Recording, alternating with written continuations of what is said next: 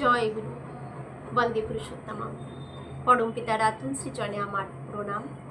আপনাদের সবাইকে আমার আন্তরিক আনন্দিত জয় গুরু। সবার মঙ্গল প্রার্থনা করি, ভালো থাকুন। আসছে পুজো, একদমই দোরগোড়ায় চলে এসেছি আমরা পুজো।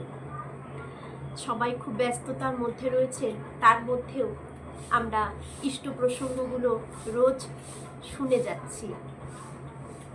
এটাই আমার বোধ হয় যে এই যে আপনারা রোজ ইষ্ট প্রসঙ্গগুলো শুনছেন, আপনারা কতটুকু ঠাকুরকে ভালোবাসেন।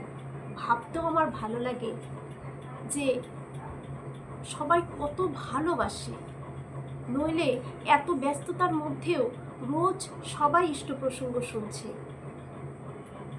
ঠাকুরকে ভালোবাসার লোকের অভাব নেই, আর আপনাদের ভালো হবেই হবে। যে ঠাকুরকে ভালোবাসে, যে ঠাকুরের কথা শোনার জন্য বসে থাকে, মোবাইলটা হাতে নিয়েই ঠাকুরের ইষ্ট প্রসঙ্গ শুনছে, তাদের রোজ যারা এসব শুনছেন তাদের ভালো হবে না তো কার হবে? ঠাকুর তো তাদের কখনোই খারাপ রাখতে পারেন না, তাই না? আসুন, আজকে যে বিষয়, মাতৃ সম্মেলনে শ্রী শ্রী বড় মার ছবি। মাতৃ সম্মেলনে শুধু শ্রী শ্রী বড় মার ছবি। আচার্যদেব এই প্রসঙ্গে কি বললেন মায়েদেরকে, আমরা এটাই আজকে জেনে নেব।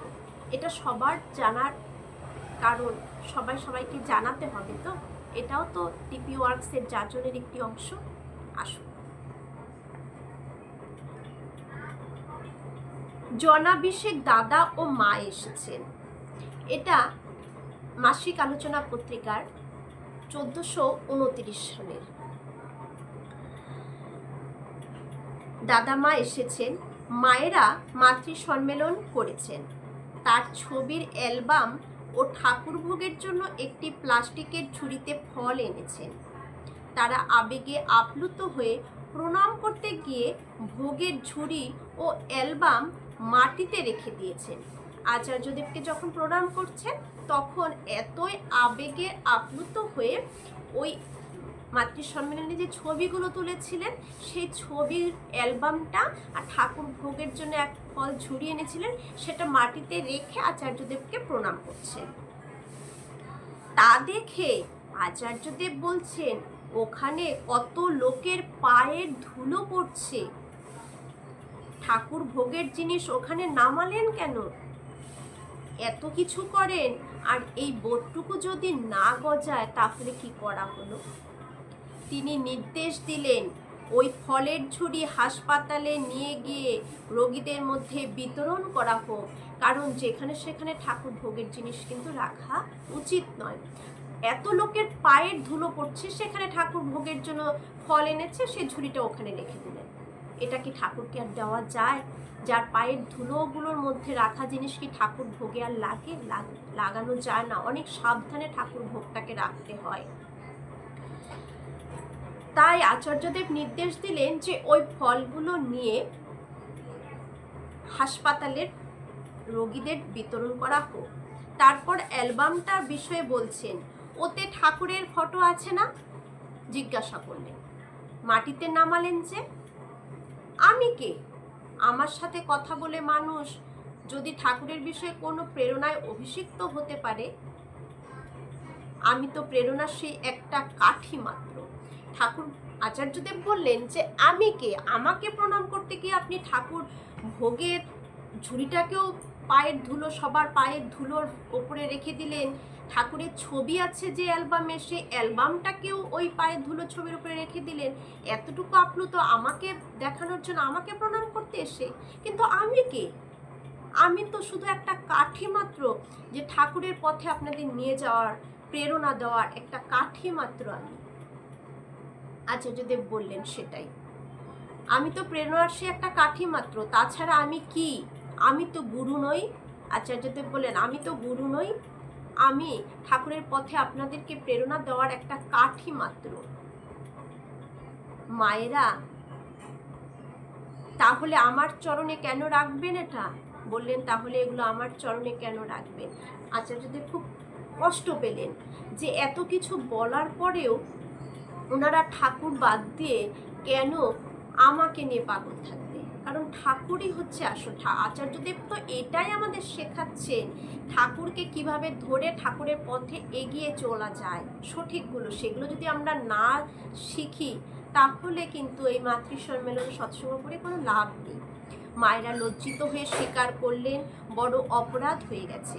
আচার্যদেব বললেন অপরাধের ব্যাপার না, হইচই করে সব করা ভালো, কিন্তু তার মনের মতন হয়ে উঠছি কিনা সেটা দেখার প্রয়োজন।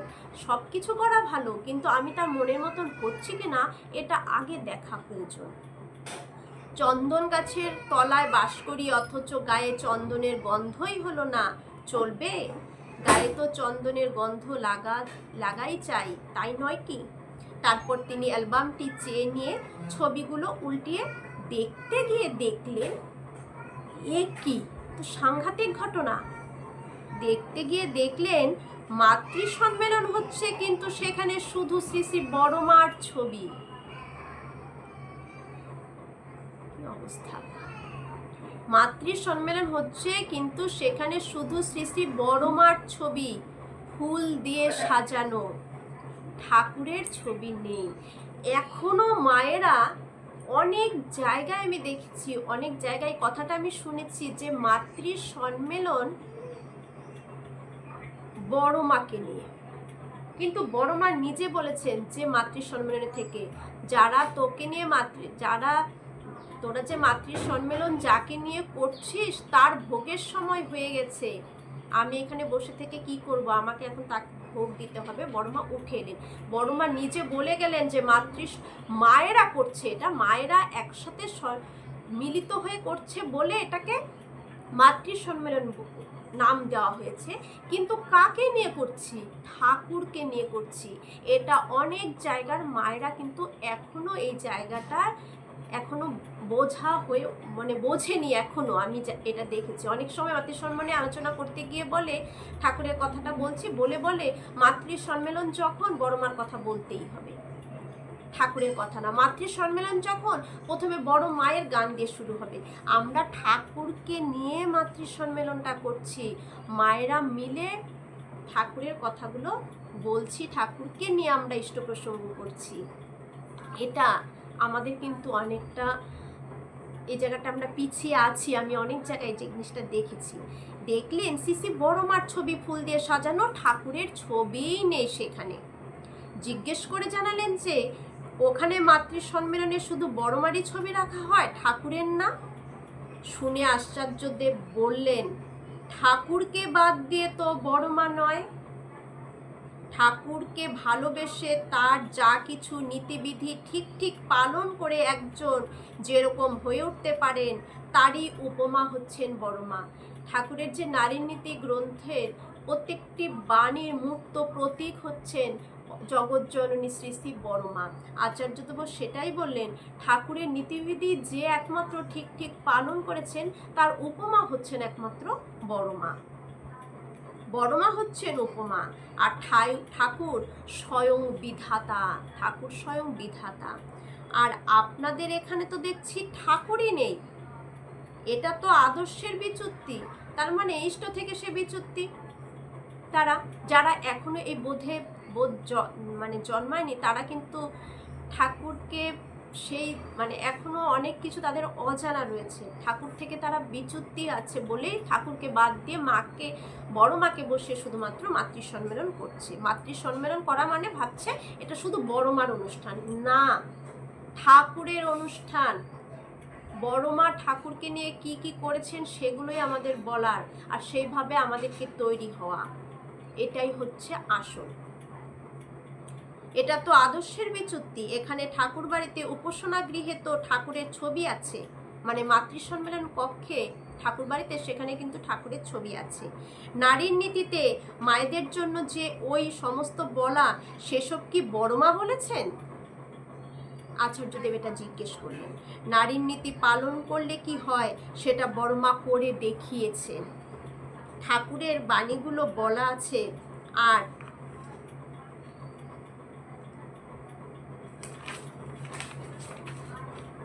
আর সেগুলি জীবনে মুক্ত করেছেন যিনি, তাকে আমরা কেন্দ্র করে চলি। বড়দাকে সেজন্য আমরা উপাসনা করি। ঠাকুর না থাকলে কিন্তু এসব কিছুই নাই। বোঝা গেছে?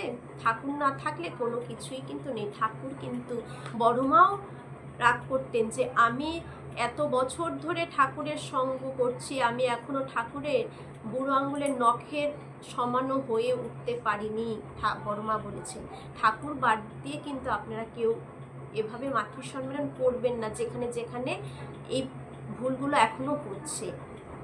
ঠাকুরই মেন আমাদের। এইসব উৎসব নাই, আনন্দ নাই, উৎসাহ নাই, উদ্দীপনা নাই, মাতৃসম্মেলন নাই, সৎসঙ্গ নাই, কিচ্ছু নাই। ঠাকুর আছেন তো সব আছে। যেখানে মাতৃসম্মেলন নেই, উৎসব নেই, আনন্দ নেই, কোনো কিছু নেই, কিন্তু ঠাকুর আছেন তাদের কাছে। কিছু করছে না, কিন্তু ঠাকুরকে জীবন্ত করে রেখেছেন তাদের জীবনে। আর আপনাদের এখানে তো ঠাকুরই বাদ চলে গেছে।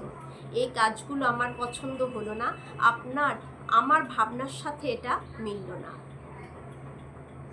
বললেন এটা আমার ভাবনার সাথে মিলল না, কারণ আপনারা ঠাকুরকেই বাদ দিয়ে দিয়েছেন। মাতৃসম্মেলন করছেন, এত আনন্দ করছেন, সেজে গুজে মাতৃসম্মেলন করা হচ্ছে, 14ই শ্রাবণ পালন করা হচ্ছে, বড়মার মাতৃসম্মেলন প্রত্যেক মাসের 30টা দিন পালন করা হচ্ছে, কিন্তু দেখা যাচ্ছে সেখানে ঠাকুরের কোনো মূল্যই নেই, ঠাকুরের কোনো ভ্যালুই নেই। সেখানে তারা বড়মাকে নিয়ে মাতোয়ারা, কিন্তু বড়মা কাকে নিয়ে মাতোয়ারা ছিলেন এটা আমাদের তাকে ভাবতে হবে। বড়মা একমাত্র ঠাকুরকে নিয়ে মাতোয়ারা ছিলেন। বড়মা এ কথাও বলেছেন যে ঠাকুর ভোগের সময়ে যদি যম আসে আমাকে নিতে, যমও আমাকে নিতে পারবে না যতক্ষণ আমি ঠাকুর ভোগ না দেব। তিনি এতটাই ঠাকুরের ছিলেন।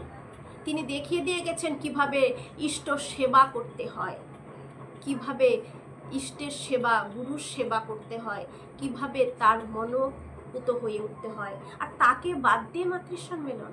তাই এটা কেউ জানি বেশিরভাগই করেন না, কিন্তু কিছু কিছু জায়গায় আমি নিজে কানে শুনেছি, দেখেছি যে মাতৃসম্মেলন মানেই ভাবছে যে এটা বড়মাকে নিয়ে করা। না, মাতৃসম্মেলন বলুন যাই বলুন সব ঠাকুরকে নিয়ে। আমাদের মেন লক্ষ্যই হচ্ছে ঠাকুর। আচার্যদেব সেটাই আমাদের বারবার শেখাচ্ছেন। আচার্যদেব এটাও বললেন আমি গুরু নই, গুরু হচ্ছে ঠাকুর। ঠাকুরকে ধরে চলুন, আর ঠাকুরকে ধরে ঠাকুরের পথে চলাটাই আমি শিখিয়ে দিচ্ছি। আমি ঠাকুরের পথে চলার একটি মানে ছোট্ট একটি কাঠি মাত্র, আমি আর কিছু নই। তাই এভাবে যেন আমরা চলতে পারি শুধুমাত্র ঠাকুরকে নিয়ে। আর আচার্যদেব, শ্রী শ্রী বড়দা, বড়মা হচ্ছে ঠাকুরের মূর্ত প্রতীক, ঠাকুরের বাণীর মূর্ত প্রতীক, যারা নীতি বিধি সঠিকভাবে পালন করেন। জয় গুরু।